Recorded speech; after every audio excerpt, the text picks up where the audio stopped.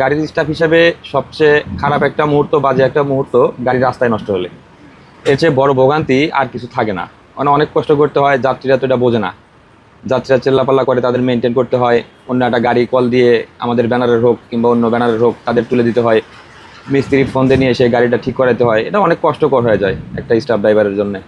একজন সুপারভাইজারের দায়িত্ব বলতে গেলে অনেকটাই, পুরো একটা গাড়ির যাত্রী মেনটেন্সের দায়িত্বটা সুপারভাইজারের। ড্রাইভার তো চালায় যাচ্ছে, চালায় আসতেছে, ঠিক আছে।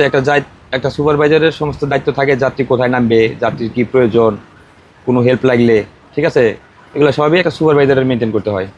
যাত্রীদের টিকিট নিয়ে গাড়িতে বসায় দেওয়া, যার যার সিট নাম্বার, অনেক যাত্রী আছে সিট নাম্বার সম্পর্কে বোঝে না, তাদের সিটগুলোতে সঠিকভাবে বসায় দেওয়া।